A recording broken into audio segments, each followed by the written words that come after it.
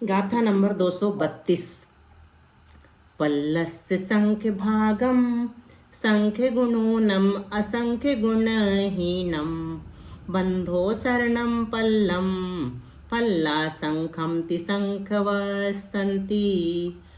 पल्लस्य शङ्खभागं शङ्खगुणोऽनम् असङ्ख्यगुणहीनं बन्धो शरणं पल्लं पल्लासङ्खं तिसङ्खवसन्ति। प्रणाम दी। पल्लस्य संख्यभागं संख्यगुणूनम् असंख्यगुणहीनं बन्धो शरणं पल्लं पल्लासंखं तिसंख्यवसन्ति। पल्लम यानी पल्ल स्थिति पर्यंत। पल्लस्य संख्य भागम पल्ल का संख्यात्वा भाग। बंधो शरणम यानी बंधाप शरण होता है। पल्ल पर्यंत पल्ल का संख्यात्वा भाग बंधाप शरण होता है। मतलब पल्ल की संख्यात्वी भाग प्रमाण स्थिति घटते घटते कहाँ तक होती है ये बात। पल्ले की स्थिति जब तक शेष न रहे तब तक। और पल्ला संखमति यानी पल्ले का असंख्यात्मा भाग स्थिति बंद होने तक। पल्ले तक बताया पहले, फिर पल्ले का असंख्यात्मा भाग स्थिति बंद जब होने लगेगा तब तक संख गुणूनम संख्यात गुणाहीन संख गुण ऊनम अर्थात पल्ले का संख्यात बहुभाग प्रमाण बंधापसरण होता है। और संखवसम ति यानी संख्यात वर्ष स्थिति होने तक असंख्य गुणहीनम असंख्यात गुणाहीन बंधापसरण होता है। देखो क्या बताया यहाँ पर, बंद स्थान में स्थिति बंधापसरण का प्रमाण बता रहे हैं। इतना बंद स्थान रहेगा तो स्थिति बंधापसरण कितना रहेगा, इतना रहेगा तो स्थिति बंधापसरण कितना रहेगा, ये बात यहाँ पर बताई जा रही है। तो बंद स्थान अंतःकोड़ा कोड़ी सागर से पल्य तक पहुंच गया तो संख्यात पल्य स्थिति बंद होगा। और बंधापसरण का प्रमाण कितना होगा, पल्य बटा संख्यात। और पल्य से दूराप कृष्टि पर्यंत पल्य बटे संख्यात। बंद का संख्यात बहुभाग। दूराप कृष्टि से संख्यात वर्ष प्रमाण पर्यंत पल्य बटे असंख्यात स्थिति बंद होता है और बंद का असंख्यात बहुभाग ये हो जाता है। गाथा नंबर 233। एवं पल्ले जादे बीसिया तीसिया यमो होया पल्ला संखम च कमे बंधेन बीसियतियाओ। एवं पल्ले जादे बीसिया तीसिया यमो होय पल्ला संखम चकमे बंधे नय विसियति तियाओ। एवं पल्ले जादे बीसिया तीसिया यमो होय पल्ला संखम चकमे बंधेन या विसियतियाओ। एवं यानी इस प्रकार। पल्ले जादे पल्य प्रमाण स्थिति बंद होने तक, स्थिति बंद कितना होने लगे, पल्य प्रमाण होने लगे, तब क्या होगा, बीसिया तीसिया या मोहोया। बीसिया तीसिया और मोह, बीसी से कौन कौन से लेंगे, बीसिया से नाम और गोत्र। नाम और गोत्र की उत्कृष्ट स्थिति। और जघन्य कितनी है नाम और गोत्र की, 8 मुहूर्त है क्या, नाम गोत्र नाम गोत्रो रष्टौ ऐसे कुछ सूत्र है ना। हाँ। नाम। और तीसरे कौन कौन से कर्म हैं, ज्ञानावरण दर्शनावरण अंतराय और साता वेद और वेदनी, साता वेदनी। और मोह से यहाँ पर कौन सा लेना, दर्शन मोह लेना पड़ेगा ना। नहीं, दर्शन मोहनी की 70 कोड़ा कोड़ी सागर है। हाँ तो कौन सा लेंगे, इसकी चारित्र मोह, हाँ चारित्र मोहनी की 40 कोड़ा कोड़ी सागर, ये 40 वाला है। यहाँ कौन सा लेंगे, चारित्र मोहनी 40 वाला, चारित्र का 20 30 और 40 3 को ले रहे हैं ना अभी, तो उसी को लेंगे चारित्र मोहनी को। ऐसा बंधेन कमे स्थिति बंध की अपेक्षा से क्रम है, च यानी और, पल्ला संखम, पल्ले का असंख्यातवा भाग स्थिति बंद होने पर भी, पल्ले का असंख्यातवा भाग स्थिति बंद होने पर भी, पल्ले से कट करके कितना हो गया उसका असंख्यातवा भाग। बीसीय तियाओ बंधेण कमे, बीसीय त्रिक का बंध की अपेक्षा से यह क्रम है। बीसीय त्रिक से कौन कौन से लेंगे? 30 30 40। हाँ, यह क्रम। अब यहाँ देखो अच्छे से समझने के लिए, पल्य प्रमाण स्थिति बंद होने के पश्चात और स्थिति बंधापसरण होते हैं, और स्थिति बंधापसरण होते हैं, जिससे कर्मों का स्थिति बंध क्रमशः इस प्रकार होता है। सबसे पहले बीसी का पल्य प्रमाण हो गया, फिर तीसी का उस समय कितना रहेगा, पल्य गुणा 3/2, मतलब 3/2 पल्ले, मतलब 1.5 पल्ले, है ना, और पल्य गुणा 2 मतलब 2 पल्ले। ये किसका है? 40 का। फिर इससे कम हुआ तो कितना हुआ, पल्य बटा संख्यात घटा। फिर तीसी का कितना बचा, पल्य प्रमाण बचा, पल्ले का पल्य बटा संख्यात बचा, और 1.5 पल्ले का पल्य बचा, और 2 पल्ले का 4/3 पल्ले बचा। 4/3 से क्या लेंगे? 1/3 हो गया ना? 1/3 नहीं, पौन हो गया ना दीदी? 1.3। 4/3 मतलब होता है 1.3, मतलब एक सही 1/3 निकलता। अगर अपन वैसे निकालेंगे ना तोड़ के, 4 में 3 का भाग देंगे, 3 एकम 3, तो एक सही 1/3 आएगा।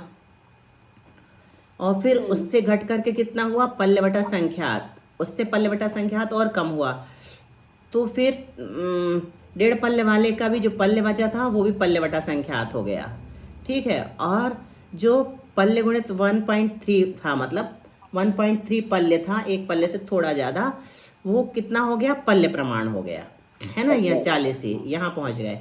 फिर इसके बाद दूराप कृष्टि शुरू हो गई। जैसे अपन ने पढ़ के आए थे ना, पर्व आते हैं, फिर दूराप कृष्टि आती है, फिर उच्चिष्टावली आती है। तो यहाँ उच्चिष्टावली तो नहीं आएगी, दूराप कृष्टि बता रहे हैं। दूराप कृष्टि इसकी आ गई बीसीए की, और इसका कितना हो गया, पल्ले बटा संख्यात हो गया इससे घट करके, और 40 का भी पल्ले बटा संख्यात हो गया पल्ले से।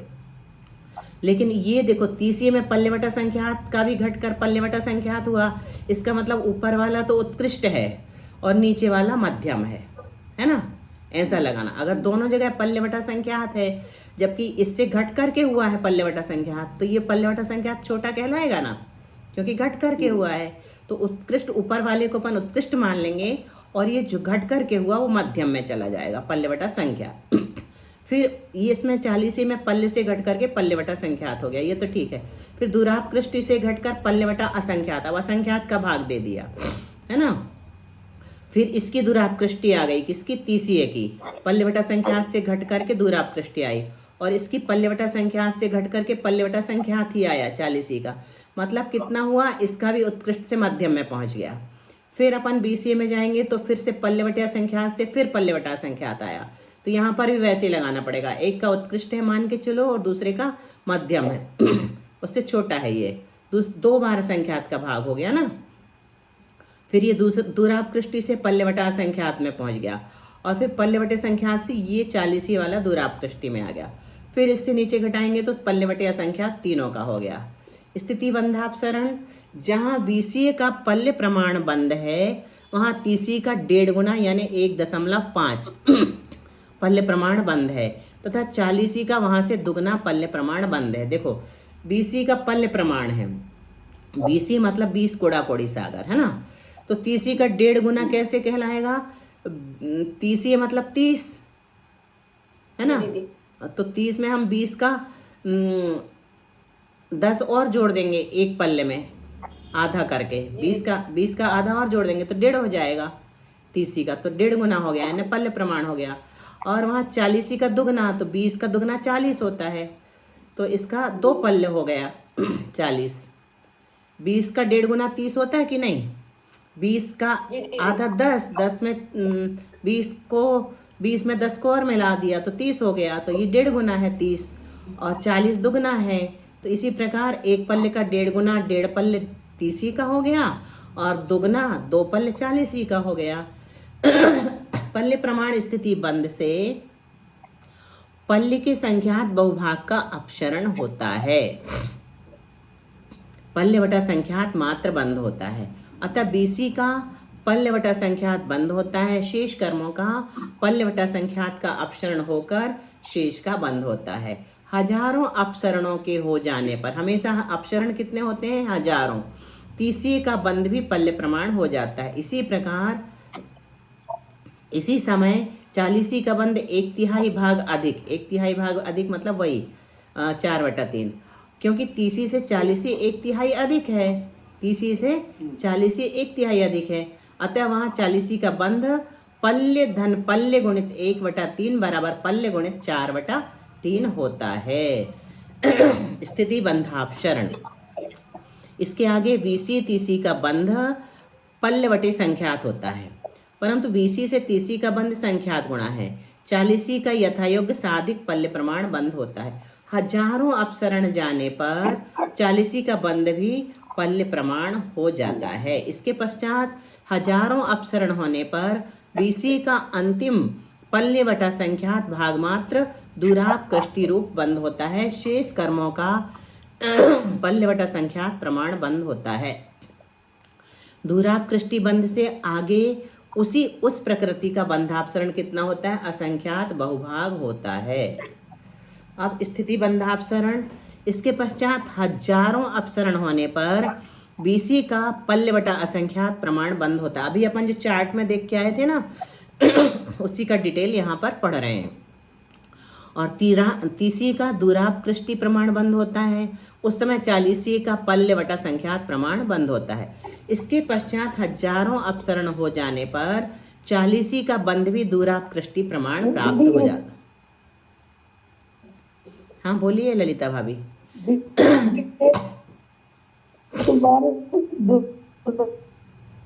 आप कृष्टि बता दीजिए ना, भूल गए हैं दीदी। दूराप कृष्टि मतलब बहुत दूर जाकर के जो प्रमाण होता है उस दूराप कृष्टि बता दीजिए ना, भूल गए हैं। हाँ बता रही है ना, सुनो आप। बहुत दूर जाकर के जो प्रमाण होता प्राप्त होता है उसको दूराप कृष्टि कहा है यहाँ पर, और कुछ नहीं।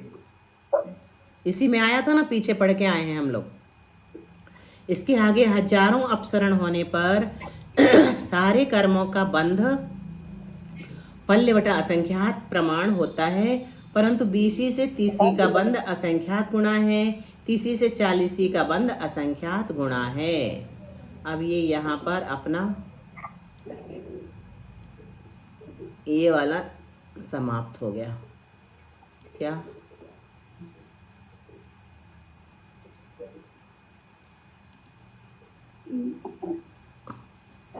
अब दूसरा वाला अपने को खोलना पड़ेगा।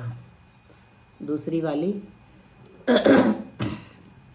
खोली तो थी मैंने, कहाँ चली गई? 234 स्क्रीन दिखने लगे? स्क्रीन तो बताना, दिख रही है? हाँ जी दीदी दिख रही है। गाथा नंबर 234। ललिता भाभी सुनाई पड़ेगा आपको? आपकी आवाज़ आज भी थोड़ी लहरा रही थी, फिर भी प्रश्न समझ में आ गया था। चलिए जब तक पढ़ते हैं आवाज़ आपकी नहीं आ। हाँ ठीक है। मोहग पल्ला संखठिदि बंद सहस गे सुति देसु मोहोतीस्य हेठा असंख्य गुण ही नयम होदी।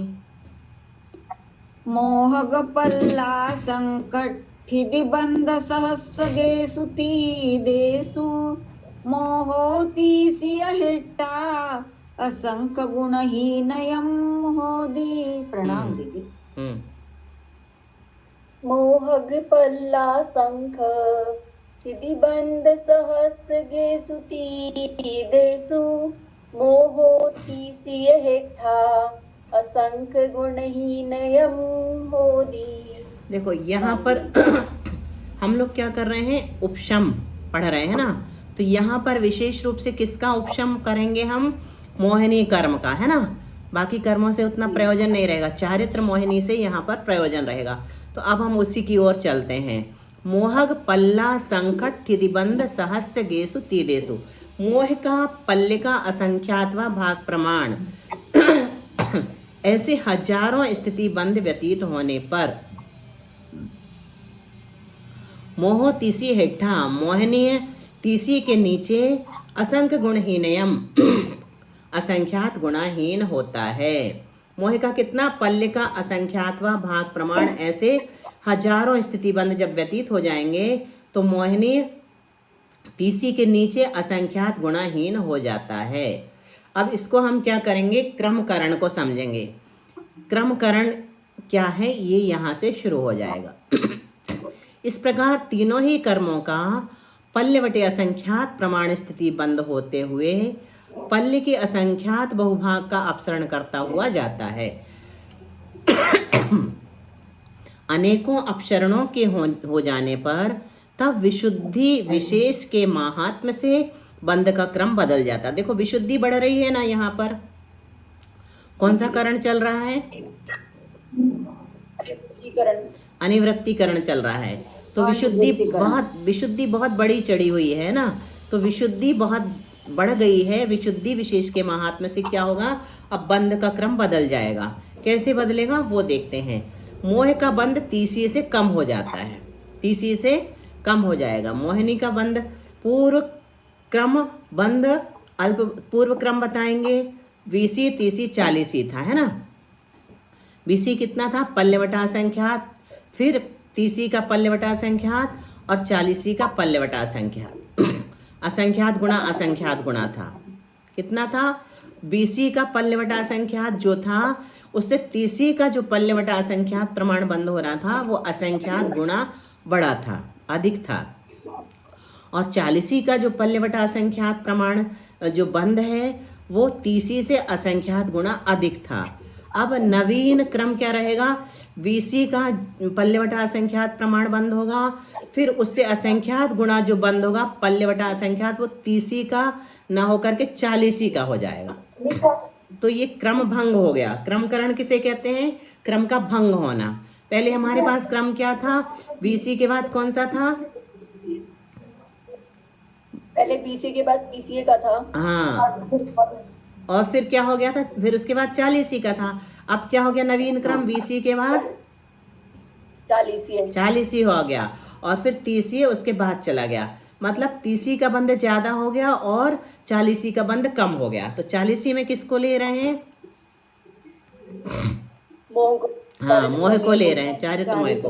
अब उसका बंध कम होने लगा। कितना कम हो गया? असंख्यात भागहीन हो गया, है ना। और अल्प बहुत में क्या आ जाएगा अपना? पल्य बटा असंख्यात 20 का, उससे असंख्यात गुणा 40 का, उससे भी असंख्यात गुणा 30 का हो गया। अब गाथा नंबर 235 में देखते हैं क्या कह रहे हैं। गुणाहीन होता जा रहा है ना। हाँ, असंख्यात गुणाहीन होता जाएगा। अब घटेगा सिर्फ मोह का घटेगा सबसे ज्यादा, बाकी कर्मों का नहीं घटेगा। अब 30 का बढ़ गया लेकिन 40 का उससे कम हो गया है ना। साता वेदनी का बंध अब ज्यादा हो गया है। साता वेदनी है वहां पर और उसका बंध ज्यादा है। और भी है ज्ञानावरण, दर्शनावरण, अंतराय और साता वेदनी। अब 235 में और देखते क्या कहते हैं। तेतीय में ते बंधे समति देवी सियाण हेठावी एक सराहे मोहो असंख्य गुण ही नियम हो दी। तेतीय में ते बंधे समति देवी सियाण है ठावी एक सराहे मोहो असंख्य गुण ही नयम हो दी। प्रणाम। बहुत अच्छा। ते बंधे समति देवी से विसियाण है ठावी एक सराहे मोहो असंख्य गुण ही नयम हो दी। अभी गला खराब हो गया, पहले होता तो ठीक कर लेते।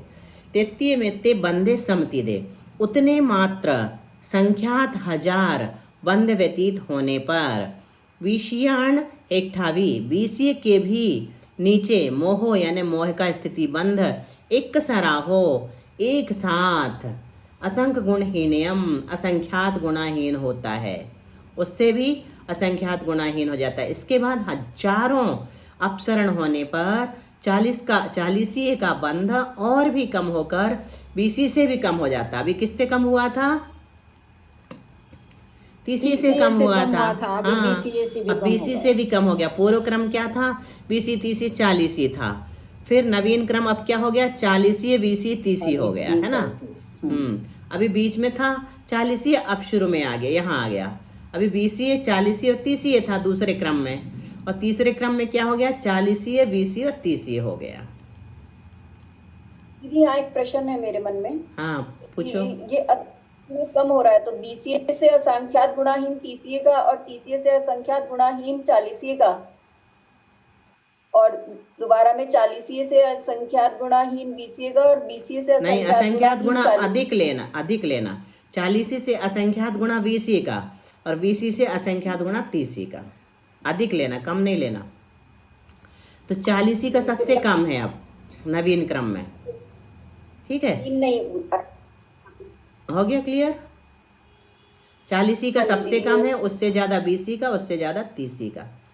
एक गाथा और लेते हैं, फिर अपना विषय पढ़ेंगे। तेतीये में ते बंधे समति देवे निये हेठा दो, 30 घादितिया हो असंख्य गुणहीनया होंती। एक सेकंड। तृतीय में ते हम्म, बंधे समती देवे अणीय हेठा दो, 30 घादितियाओ असंख्य गुणहीनया होती। प्रणाम दीदी। तेतीय में ते बंधे समति देवे यनीय हेठा दो, 30 घादितिया हो असंख्य गुणहीनया होंती। 33 में ते बंधे समति दे, उतने मात्र यानी संख्यात 1000 स्थिति बंद व्यतीत होने पर वेनीय हेठादु, वेदनीय के नीचे 30 घादितियाओ, 30 तीन घातियों के, 30 वेदनी को छोड़ दो 30 में से, अब किसको लिया, 30 तीन वेदनी का अधिक होता रहेगा, लेकिन 30 के बाकी 3 का उसके बराबर नहीं होगा, है ना। असंख्य गुणहीनया, असंख्यात गुणहीन स्थिति बंद होते हैं। देखो क्या चेंज आया यहाँ। इसके पश्चात अनेकों बंधापसरण होने पर 30 में घातीय कर्म का बंध वेदनीय के बंध से असंख्यात गुणाहीन हो जाता है। वेदनी का ज्यादा होगा क्योंकि 7वां वेदनी है, विशुद्धि बढ़ी हुई है, तो उसका बंध कम करने का कोई प्रयोजन ही नहीं है ना। घातीय का कम करेंगे। अभी तक 30 में ज्ञानावरण, दर्शनावरण, अंतराय और 7वां वेदनी, इन सभी का सदृश बंध हो रहा था, परंतु अब घातीय कर्म का बंध 7वां वेदनीय के बंध से असंख्यात गुणाहीन हो गया। पूर्व क्रम क्या था, 40 20 30, 40 20 30 हो गया था अभी, है ना, इससे पूर्व वाले में।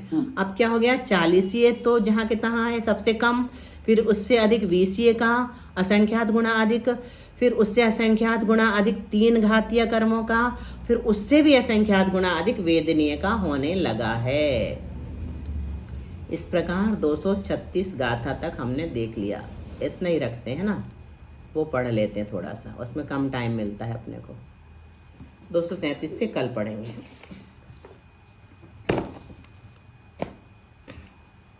क्या पढ़ रहे थे कल, स्वर के बारे में, है ना। अब स्वर के बाद क्या बताते हैं देखते हैं। कुछ नई चिकित्साएं बताई गई हैं यहाँ पर।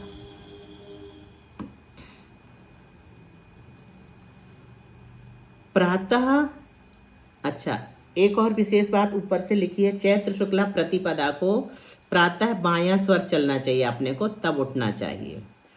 प्रातः और सायकाल नई बात बताई है, मतलब ये अपने को पता है, थोड़ी कम पता है। नीम की पत्तियां सूंघने से, सिर्फ सूंघने मात्र से धातुगत दोष और जीर्ण ज्वर अच्छे हो जाते। पुराना बुखार भी अगर हो ना हड्डियों का, तो भी प्रातः और शाम के समय नीम की पत्तियां सूंघ मात्र लो, ये अच्छा उपाय है। अपन रख लेंगे, रोज सूंघेंगे, नहीं भी है तो क्या हुआ, बुखार वगैरह, है ना, कभी भविष्य में नहीं होगा। सिर दर्द होने पर दोनों हाथों की कोहनियों के ऊपर धोती के किनारे से अथवा रस्सी से खूब कसकर बांध देना चाहिए, यहाँ पर बाहू में, यहाँ पर, तो 5-7 मिनट में सिर दर्द ठीक हो जाता है। ऐसा करने से 5-7 मिनट में सिर दर्द ठीक हो जाता है। मतलब रस्सी से, कोई भी ऐसा कपड़ा वगैरह से बांध लो, रुमाल वगैरह से। प्रतिदिन धोती इसलिए लिखा, माता जी लोग साड़ी पहनती है ना, माता जी लोगों ने लिखा है ये, तो जो मिला उनके पास उसी से बांध लो। प्रतिदिन मलमूत्र त्याग के समय दांतों की दोनों पंक्तियों को मिलाकर जोरों से दबाने से दांत मजबूत और निरोग होते हैं। दांतों को मजबूत करना है तो ये तरीका है। स्मरण शक्ति कम होने पर सिर के ऊपर धीरे धीरे ठोको, ऐसे बिल्कुल हल्के हाथ से। इससे क्या ठंडक भी लगती है और यहाँ पर कह रहे हैं कि स्मरण शक्ति बढ़ती है। भोजन और शौच के पश्चात मुंह फुलाकर खुली हुई आंखों में ठंडे पानी के छींटे मारने से आंखों की बीमारी नहीं होती। वो हमने जो नेत्र स्नान बताया था ना, उसमें क्या कहा था कि पूरा फुल मुंह को भर लो पानी से। यहाँ पर क्या कह रहे हैं, मुंह फुलाकर खुली आंखों से आंखों में ठंडे पानी के छींटे मारने से। और हमने क्या बताया था, आंखों में ऐसे पानी, नेत्र स्नान, दोनों हाथों से आंखों को डुबाए रखो जितना बन सकता है, फिर नया नया पानी लेते जाओ, फिर उसके बाद छींटे। वैसे एक पुस्तक छपी थी, फ्रेंच या जर्मन कोई राइटर ने लिखा था, थ्रो योर स्पेक्टिकल्स, मतलब अपने चश्मे फेंक डालो। तो उसके लिए उन्होंने ये चीज़ें बताई थी, स्प्रिंकलिंग, ब्लिंकिंग, ब्लिंकिंग मतलब पलकों को झपकाना बार बार, और स्विंगिंग भी था, ऐसे सूर्य की उगते हुए सूर्य को देख करके ऐसे झूलना, स्विंगिंग। और उसमें स्प्रिंकलिंग भी था, यानी पानी के छींटे मारो। एक और नया बता रहे, कुछ समय पद्मासन से बैठकर दांतों की जड़ में जीभ का अग्रभाग दबाकर रखने से सब तरह की व्याधियां नष्ट हो जाती है। दांतों की जड़ में जीभ को लगा दो और दबाओ रखो तो सब प्रकार की व्याधियां नष्ट हो जाती हैं। पद्मासन से बैठना है लेकिन। और जिस समय प्यास लगे उपवास आदि में और पानी पीने का त्याग अगर हो तो प्यास से व्याकुल होने पर ऐसा ध्यान करना चाहिए कि जीभ के ऊपर कोई खट्टी चीज रखी हुई है, तो क्या होगा, मुंह में पानी आ जाएगा। शरीर गर्म होने पर ठंडी वस्तु का और शीतल होने पर गर्म वस्तु का ध्यान करना चाहिए। जब शरीर गर्म हो जाए तो ठंडी वस्तु का ध्यान करो और शरीर ठंडा हो जाए तो गर्म वस्तु का ध्यान करो।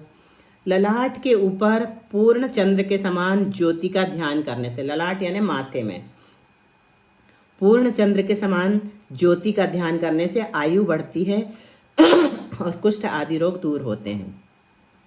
सिर घूम रहा हो या सिर गर्म हो तो मस्तक में श्वेत वर्ण शरद चंद्रमा का ध्यान करने से कुछ ही मिनट में शांति मिलती है। सर्वदा दृष्टि के आगे पीत वर्ण के उज्जवल ज्योति का ध्यान करने से बिना औषधि के सब रोग अच्छे हो जाते। सर्वदा दृष्टि के आगे पीत वर्ण का, दीवार में भी देख रहे हो तो पीला रंग उसमें बना लो, चिपका लो, तो उज्जवल ज्योति का ध्यान करने से बिना औषधि के सब रोग अच्छे हो जाते हैं। और श्याम वर्ण का ध्यान करने, ये रंग चिकित्सा है, कलर थेरेपी में ऐसा सिखाते हैं। श्याम वर्ण का ध्यान करने से वायु, लाल वर्ण का ध्यान करने से पित्त और श्वेत वर्ण का ध्यान करने से कफ के दोष दूर होते हैं। काले रंग का ध्यान करेंगे तो वायु रोग दूर होगा, लाल रंग का ध्यान करेंगे तो पित्त रोग दूर होगा, और श्वेत वर्ण का ध्यान करेंगे तो कफ दूर हो जाएगा, कफ नाश हो जाएगा। मूत्र त्याग बाएं स्वर में करना चाहिए और मल त्याग दाहिने स्वर में करना चाहिए। शौच के समय मूत्र त्याग दाहिने स्वर में करने में दोष नहीं है। वास्तुशास्त्र के अनुसार मलमूत्र विसर्जन के लिए पश्चिम, वायव्य, दक्षिण एवं आग्नेय दिशा उपयुक्त है। ये जंगल में जाने वालों के हिसाब से है, घर में उस हिसाब से निर्माण कार्य होता है। तरल पदार्थ चंद्र स्वर में और ठोस पदार्थ सूर्य स्वर में लेना चाहिए। चंद्र स्वर में दूध लेने से गैस ठीक हो जाती है। आहार देते समय तरल पदार्थ पात्र के बाईं तरफ से और ठोस पदार्थ दाईं तरफ से देना चाहिए। अपनी उन्नति के कार्य बाईं नाड़ी चलने पर करें। बाहर जाते समय चंद्र स्वर और प्रवेश करते समय सूर्य स्वर शुभ है। दूर देश में जाना है, कैसे पता लग गया चंद्र स्वर और सूर्य स्वर? बस अपने को चेक करने के लिए ऐसे दबा करके देखते हैं। बाईं नाक से श्वास ले रहे हैं और बहुत अच्छे से आ जा रही है तो समझ लीजिए बायां स्वर चल रहा है। दाईं नाक से लेकर के देखें, अगर दायां स्वर खुला है तो दाएं स्वर से अच्छी तरह से श्वास आएगी जाएगी, वो खुला, वो सूर्य स्वर कहलाता है।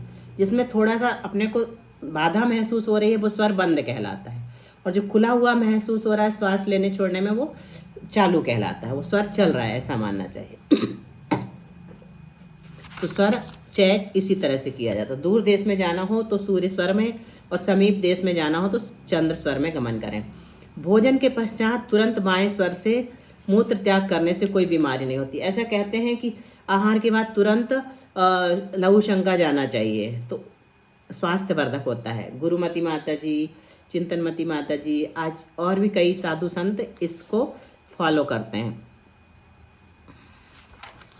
खंडिते जीर्णे छिन्ने मलिने नैव वाससी दानम पूजा जपो होमम स्वाध्यायो निष्फलम भवेत।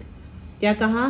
खंडिते मतलब खंडित हों, जीर्ण यानी पुराने हों, छिन्न यानी छिन गए हों, मलिन यानी मैले हों, ऐसे वस्त्र हमें दान देने के लिए नहीं पहनना चाहिए। आहार दान आदि के समय, पूजा करते समय नहीं पहनना चाहिए, जाप करते समय नहीं पहनना चाहिए, होम करते समय नहीं पहनना चाहिए, और स्वाध्याय में भी नहीं पहनना चाहिए। अच्छे वस्त्र पहन करके ये उत्तम कार्य करना चाहिए। निष्फल हो जाते नहीं तो अपने दान, पूजा, जप, होम और स्वाध्याय। अगर हम अच्छे साफ सुथरे और एकदम नए नहीं तो पुराने भी नहीं होना चाहिए, ऐसे वस्त्र पहन करके स्वाध्याय नहीं करते हैं तो ये हमारे निष्फल हो जाते हैं। और क्या क्या कहा? एक दोहा लिखा, निन्ने पानी जे पिए हर भूंज नित खाए, दूध ब्यारी जे करे ताघर वैद्य न आए। निन्ने पानी यानी खाली पेट पानी जो पीता है, और हर को भूंज करके यानी सेक करके रोज खाता है, और दूध रात्रि में या भोजन के अंत में शाम को लेता है, उसके घर कभी वैद्य नहीं जाते हैं। मतलब शाम के अंतिम भोजन में दूध लेना चाहिए। आहार की अक्कल बिना होते हैं सब रोग, और वाणी की अक्कल बिना झगड़ा होवे रोज। क्या कहा? आहार की अक्कल अगर हमें नहीं रहेगी तो सब रोग हो सकते हैं, कोई भी रोग हो सकता है, और वाणी की अक्कल नहीं रहेगी तो कभी भी झगड़ा हो सकता है।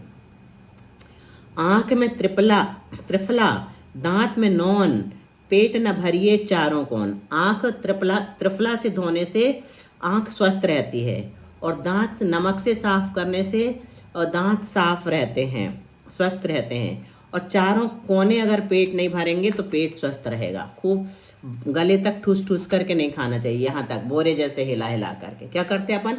बोरे जैसे हिला हिला करके खाते हैं, बोरे जैसे नहीं। तो क्या होगा? लेटर अंदर से लेटर आ जाता है कि अब मत खाओ, डकार, तो भी खाते चले जाते हैं। पसंद की चीज़ें बची रह जाती है ना लास्ट में, तो ऐसा लगता खा ही लो, तासा तो है रसगुल्ला, है ना। लेकिन पेट न भरिए चारों कोन। लेटर बॉक्स पता कैसा रहता है?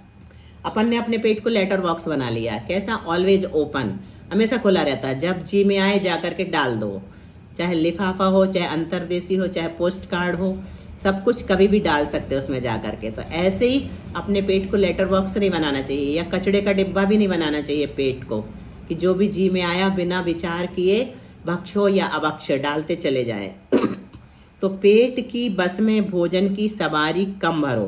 पेट अब बस के समान है, इसमें भोजन की सवारी ज़्यादा नहीं भरना चाहिए, नहीं तो क्या होगा? गाड़ी फेल हो जाएगी, ठूसम ठूस भरेंगे तो। रहे निरोगी जो कम खाए, काम न बिगड़े जो गम खाए। अति भुक्ति और अति उक्ति ये दोनों अच्छे नहीं होते हैं। इतना ही रखते हैं आज। 1 मिनट बचा है, जिनवाणी स्तुति कर लेते हैं। बोले? हाँ बोलिए विजया जी। जिनवय नमो समीनम विषयसु अविरेयनम अमिदबोधम धर्मरन वाहि हरणम खयकरणम सौवदुखाणम। प्रणाम दीदी। पीयूष है विषय सौख्य विरेचना है, पीते सुशीघ्र मिटती चिर वेदना है। भाई चरा मरण रोग निवारती है, संजीवनी सुख करी जिन भारती है। द्वादशांग जिनवाणी माता की जय। अभी 4 बजे का टाइम ठीक चल रहा है ना, इसी को चलने दें। जय जिनेन्द्र। हाँ 4 बजे ठीक है, हमको भी सूट हो रहा है। फिर जब कुछ परिस्थिति बस चेंज होगा तो बता देंगे, है ना। अभी भाभी 2.5 से 4 ही लगा रही हैं, जी उसके बाद अपन जी। कर लेते हैं। ठीक है।